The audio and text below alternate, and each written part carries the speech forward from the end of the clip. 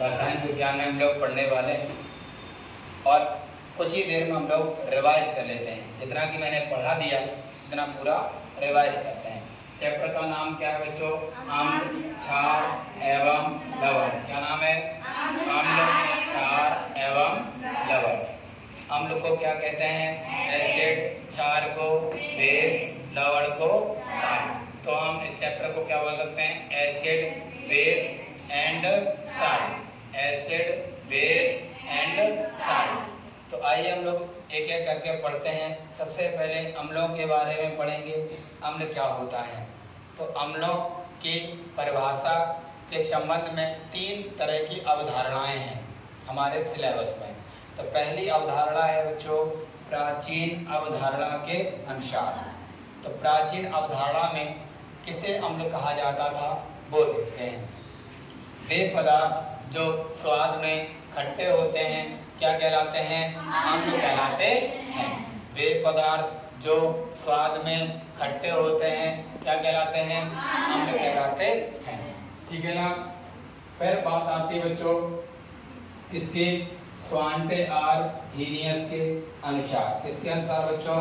स्वांटे Arrhenius के अनुसार। स्वांटे Arrhenius अम्ल की परिभाषा में क्या कहते हैं? वे पदार्थ जो जल में या जलीय विलयन में H+ आयन देते हैं क्या कहलाते हैं? अम्ल कहलाते हैं। बताओ, वे पदार्थ जो जलीय विलयन में H+ आयन यानी कि हाइड्रोजन आयन देते हैं क्या कहलाते हैं? अम्ल कहलाते हैं। ठीक है ना। जैसे हमारे पास हाइड्रोक्लोरिक अम्ल, इसको अगर हम जलीय विलयन बनाएंगे तो इसमें H+ और Cl- आयन देंगे। इसमें कौन सा आयन है? H+। HNO3 नाइट्रिक अम्ल होता है, इसके जलीय विलयन में कौन सा आयन? H+ और NO3 आयन। तो इसमें H+ हुआ, इसका मतलब क्या हुआ? ये क्या है? अम्ल है। बच्चों तीसरी अवधारणा है बच्चों ब्रॉन्स्टेड-लॉरी के अनुसार। किसके अनुसार? ब्रॉन्स्टेड-लॉरी के अनुसार। ठीक है ना। तो ब्रॉन्स्टेड-लॉरी क्या कहते हैं? वे पदार्थ जो जलीय विलयन में प्रोटॉन देते हैं क्या कहलाते हैं? अम्ल कहलाते हैं। वे पदार्थ जो जलीय विलयन में प्रोटॉन देते हैं क्या कहलाते हैं? अम्ल कहलाते हैं। ठीक है ना। बच्चों इन्होंने एक बात और बोली कि जो H+ आयन होता है जिसे इन्होंने प्रोटॉन कहा, वो H+ आयन जो होता है वह जल में स्वतंत्र नहीं रहता बल्कि जल के साथ, किसके साथ? जल के साथ, यानी कि जल से क्रिया करके H3O+ आयन यानी कि हाइड्रोनियम आयन। H3O+ आयन का नाम क्या है? हाइड्रोनियम आयन बनाते हैं। क्या उन्होंने बोला कि H+ आयन जो होता है वह जल में स्वतंत्र नहीं रहता बल्कि जल से क्रिया करके H3O+ आयन बनाता है। H3O+ आयन का नाम क्या है? Hydronium ion. ठीक है ना। क्या है? Hydronium ion. फिर इन्होंने डेफिनेशन में बदलाव किया। इन्होंने क्या कहा? इसका मतलब तो ये हुआ कि वे पदार्थ जो जलीय विलयन में H3O+ आयन अर्थात हाइड्रोनियम आयन देते हैं अम्ल कहलाते हैं। तो 3 डेफिनेशन हो गई बच्चों प्राचीन अवधारणा के अनुसार, स्वांटे आर्हेनियस के अनुसार और ब्रॉन्स्टेड-लॉरी के अनुसार। प्राचीन अवधारणा के अनुसार अम्ल वे पदार्थ हैं जो स्वाद में खट्टे होते हैं। स्वांटे आर्हेनियस के अनुसार अम्ल वे पदार्थ हैं जो जलीय विलयन में H+ आयन हाइड्रोजन आयन देते हैं क्या कहलाते हैं? अम्ल कहलाते हैं।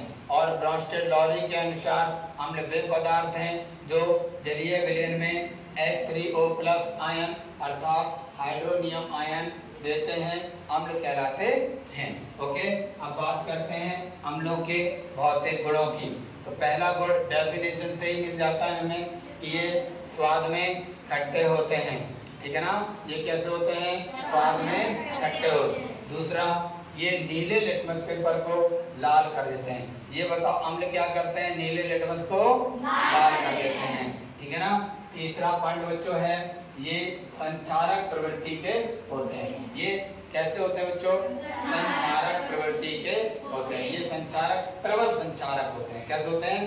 प्रबल संचारक। अब संचारक का मतलब मैंने क्या बताया कि ये किसी भी पदार्थ के संपर्क, पदार्थ या किसी त्वचा के संपर्क में आ जाते हैं तो ये उसको धीरे धीरे ये उसको नष्ट कर देते हैं, और नष्ट करने की यही प्रवृत्ति क्या कहलाती है? संचारक प्रवृत्ति। तो हम कह सकते हैं ये संचारक प्रवृत्ति के होते हैं।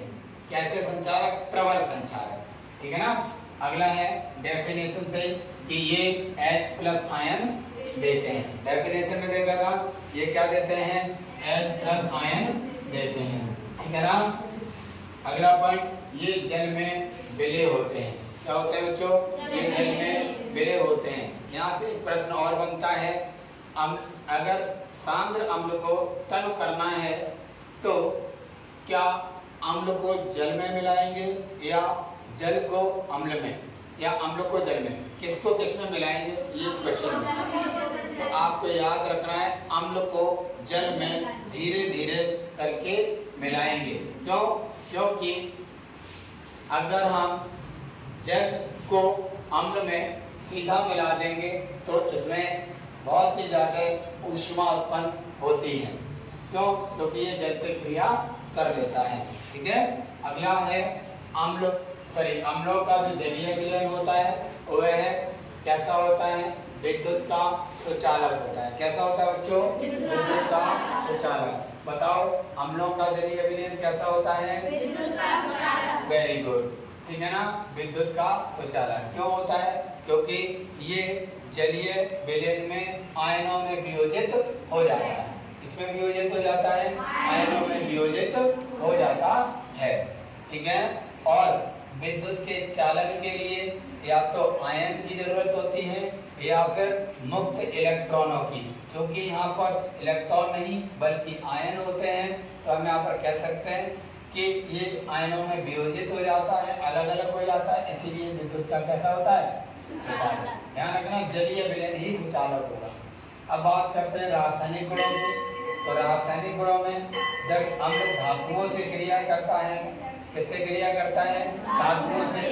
अम्ल धातुओं से क्रिया करता है। कौन सी धातुओं से? सक्रिय धातुओं से। ध्यान देंगे, अम्ल सक्रिय धातुओं से क्रिया करके, अम्ल सक्रिय धातुओं से क्रिया करके हाइड्रोजन गैस मुक्त करता है। दूसरा, धातु कार्बोनेटों व वायु कार्बोनेटों से क्रिया। अम्ल धातु कार्बोनेटों और वायु कार्बोनेटों से क्रिया करके लवण और जल बनाता है तथा CO2 गैस मुक्त करता है। क्या करता है बच्चों? CO2 गैस मुक्त करता है। और धात्विक ऑक्साइडों की बात करें तो अम्ल धात्विक ऑक्साइडों से क्रिया करके लवण और जल बनाते हैं। ओके, ये हमारा आज का पूरा टॉपिक था। ठीक है। और बच्चों अगर ये क्लास अच्छी लगे हमारे इस चैनल पे जाकर